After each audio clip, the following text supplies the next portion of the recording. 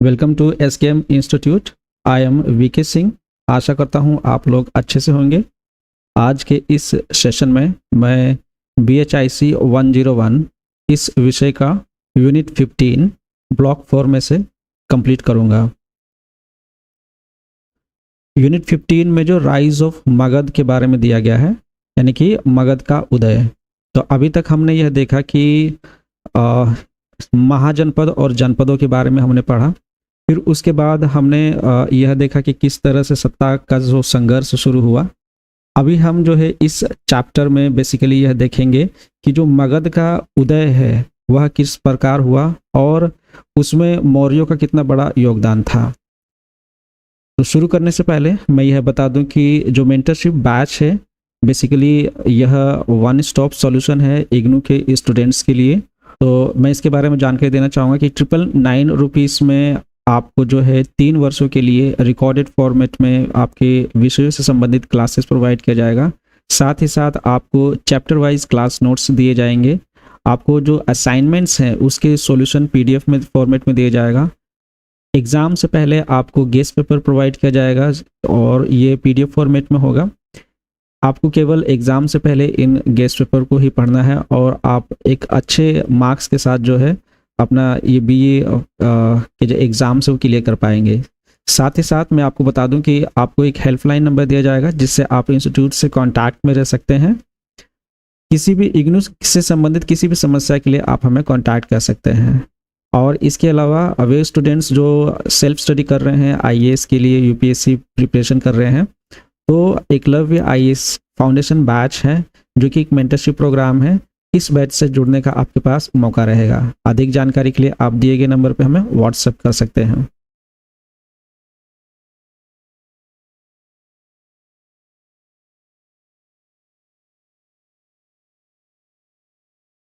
Introduction.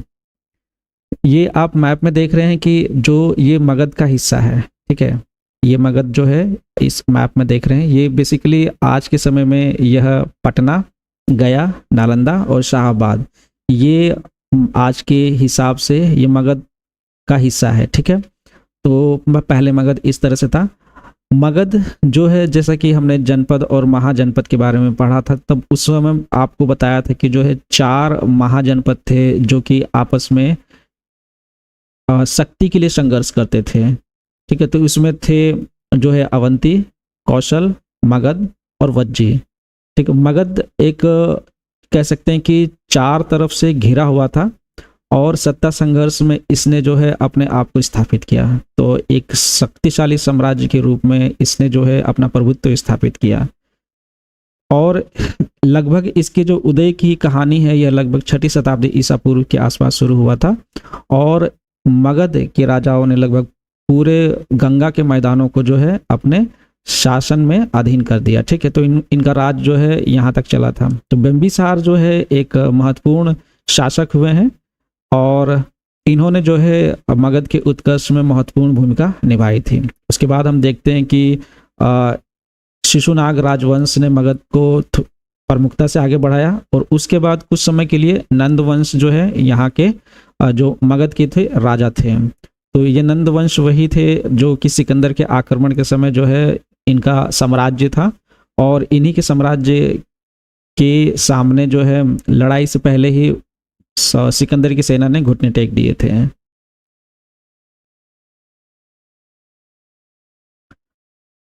तो मौर्यों के शासनकाल में ही जो मगध है अपने उत्कर्ष पर पहुंचा और विशेष रूप से जो चंद्रगुप्त मौर्य हैं और उनके पोते, ठीक है, ये अशोक के अधीन में मगध ने जो है अपने इतिहास का एक परिवर्तनकारी युग देखा और यह एक अजय साम्राज्य बन गया। जो मगध है वह अजय स्टेट बन गया, राज्य बन गया।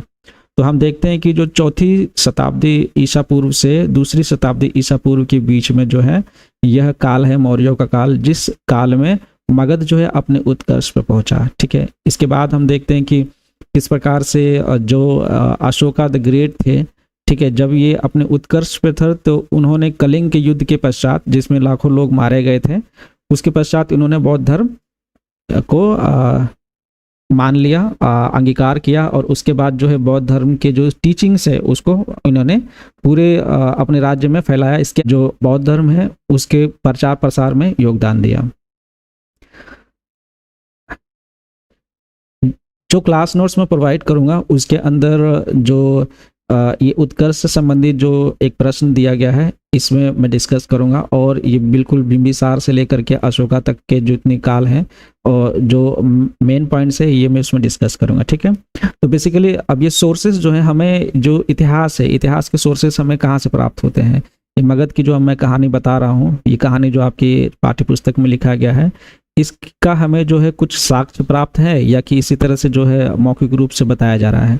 बिल्कुल इसके साक्ष्य प्राप्त है। ठीक है, सबसे पहले तो बौद्ध धर्म और जैन धर्म के जो धार्मिक साहित्य है उसके अंदर है। उसके अलावा अशोक के चट्टानों और स्तंभ शिलालेख में जो है इसका उल्लेख मिलता है। साथ ही साथ जो है प्राचीन संस्कृत ग्रंथों में भी इसका कुछ उल्लेख मिलता है, जैसे पुराण वगैरह हो गए, विष्णु पुराण हो गए। ठीक है, और पुरालेखी अभिलेख जैसे कि पत्थरों के खंभों, गुफाओं और मंदिर की दीवारों पर जो है हमें कुछ अभिलेख प्राप्त होते हैं। इसके साथ ही साथ जो है विदेशी वृतांत में मेगस्थनीस है जो कि चंद्रगुप्त मौर्य के दरबार में एक दूत था। इसके अलावा जो है चीनी बौद्ध भिक्षु जो थे फ्यान, ये यात्री आए थे, इन्होंने जो है अपने वृतांत में इन सब चीज़ों का उल्लेख किया है। तो ये सोर्सेस हैं। इसके अलावा पुरातात्विक उत्खनन हुए हैं पाटलिपुत्र में, पटना के आसपास और जगहों पे, तो वहाँ पे हमें कुछ इम्पोर्टेंट साक्ष्य प्राप्त हुए हैं। इसके अलावा हमें सिक्के प्राप्त हुए हैं मुद्रा शास्त्री। ठीक है, तो इन सिक्कों से भी हमें जो है काफ़ी कुछ जो है जानकारी मिलती है निमिस्टमेटिक्स से। और फिर हमें कौटिल्य का अर्थशास्त्र प्राप्त होता है 1905 में। तो 1905 में यह कौटिल्य द्वारा लिखा गया एक अर्थशास्त्र पुस्तक थे। तो इससे भी हमें जो है, क्योंकि कौटिल्य तो उनके ही गुरु थे जो चंद्रगुप्त थे और अशोका द ग्रेट, तो उन्होंने जो अर्थशास्त्र में जो अपनी पुस्तक में लिखा है, तो उससे भी हमें को इम्पोर्टेंट इनपुट्स प्राप्त होते हैं। तो बेसिकली जो अशोक थे, अशोक की मृत्यु हुई थी, उसके पश्चात जो है लगभग 232 ईसा पूर्व में अशोक की मृत्यु हुई थी। उसके बाद जो मगध है वह मौर्य साम्राज्य अपनी शक्ति के प्रभाव के चरम पर थे, और अशोक जिन्होंने बौद्ध धर्म को अपनाया था, अहिंसा और नैतिक सिद्धांतों का प्रचार प्रसार किया और अपने पीछे एक बहुत बड़ा साम्राज्य छोड़ गए। लेकिन जैसा कि हर एक जो साम्राज्य का होता है कि एक बड़ा साम्राज्य जो है उसके बाद जो उनके जो उत्तराधिकारी आते हैं और वो उतने सक्षम नहीं होते और धीरे धीरे उस सभ्यता का पतन होने लगता है, उस साम्राज्य का पतन होने लगता है। तो यही कहानी यहाँ पर भी है। इनके जो बाद में उत्तराधिकारी आए वो उतने सक्षम नहीं थे और धीरे धीरे जो है मौर्य साम्राज्य का पतन होते चला गया, और इस तरह जो है मगध का भी एक तरह से पतन होता चला गया। ठीक है, इसके अलावा इन जो चैप्टर में एक प्रश्न है कि जो मगध है वह एक शक्ति के रूप में कैसे उभरा। ठीक है, इस पर वो क्या कारण थे जिसकी वजह से यह एक शक्ति के रूप में उसका उदय हुआ, फेवरेबल क्या ऐसे कारण थे। तो ये मैं क्वेश्चन जो पाठ के अंत में जो प्रश्न है उसमें मैंने इसे इंक्लूड किया है। अभी मैं उस प्रश्न को जो करा दूंगा, तो जिससे कि ये जो टोटल इसमें जो पॉइंट्स है जो आपके पाठ्य पुस्तक में जो इम्पोर्टेंट टॉपिक्स है ये सारे के सारे कवर हो जाएंगे। तो ये बेसिकली आप देख रहे हैं कि 3 महत्वपूर्ण प्रश्न हैं आपके इस चैप्टर से संबंधित। पहला प्रश्न है कि मगध के इतिहास के पुनः निर्माण के लिए मुख्य स्रोतों का लगभग 10 पंक्तियों में वर्णन कीजिए। तो इससे संबंधित आप प्रश्न बिल्कुल इसका उत्तर दे पाएंगे। 3 महत्वपूर्ण कारकों की सूची बनाई है जो मगध साम्राज्य के विकास के लिए फायदेमंद थे। ठीक है, ये मैंने नोट्स में इंक्लूड किया है, तो इसे मैं अभी डिस्कस करूंगा। मौर्यों से पूर्व मगध के इतिहास के बारे में कुछ पंक्तियां लिखिए। तो मौर्य से पूर्व इतिहास के बारे में, ठीक है, कुछ पंक्तियां यहाँ पे लिखना है। तो इससे संबंधित मैं अभी डिस्कस करूंगा। तो बेसिकली ये क्लास नोट है, इसमें से मैं जो इम्पोर्टेंट प्रश्न है ये मैं करा देता हूँ।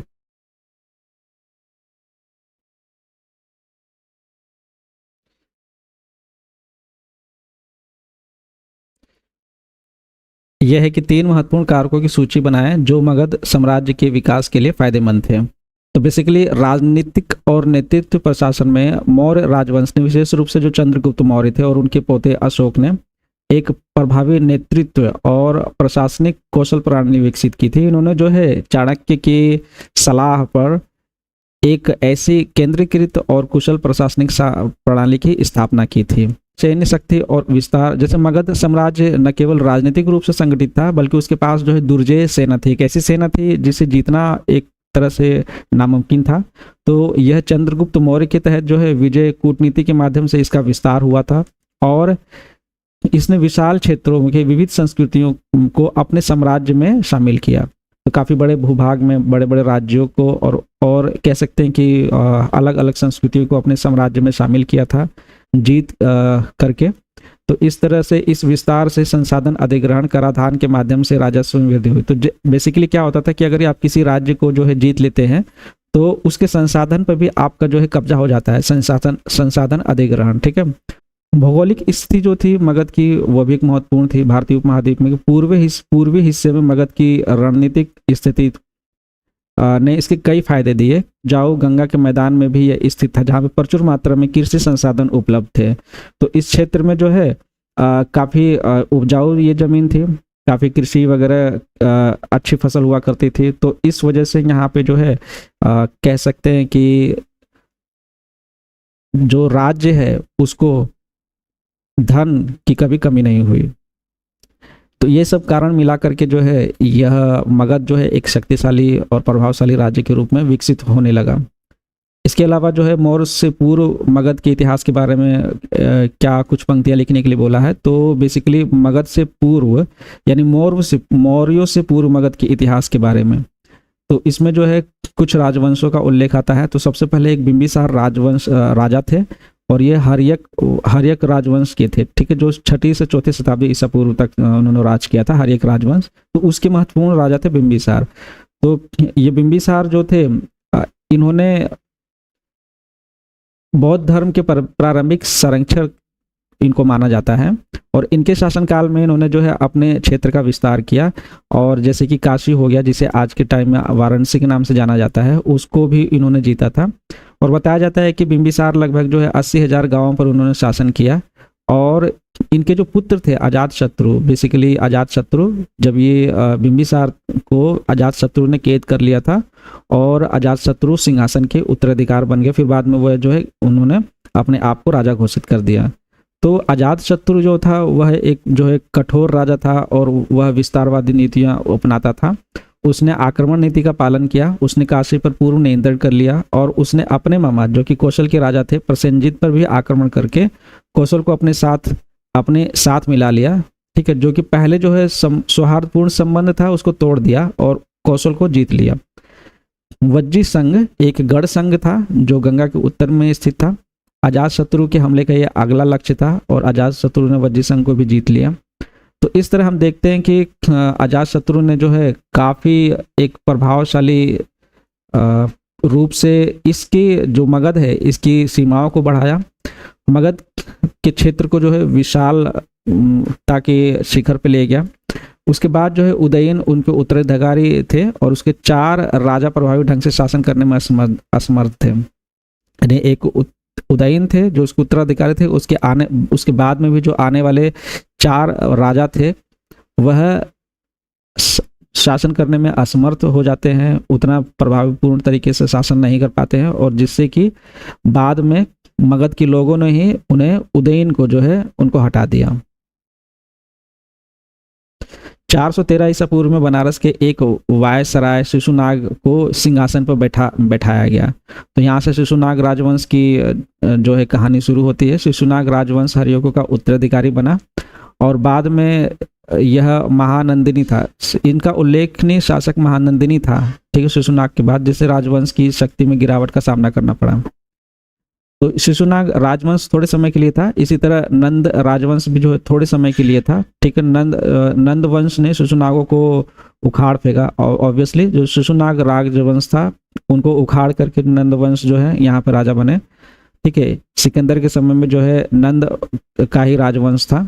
उसके बाद जो है चंद्रगुप्त मौर्य का उदय होता है और चंद्रगुप्त मौर्य के बारे में हम जो है और डिटेल में पढ़ेंगे आगे आने वाले चैप्टर्स में। तो ये बेसिकली इतना ही था। So this is the end of this session. आज के लिए इतना ही। Thank you very much.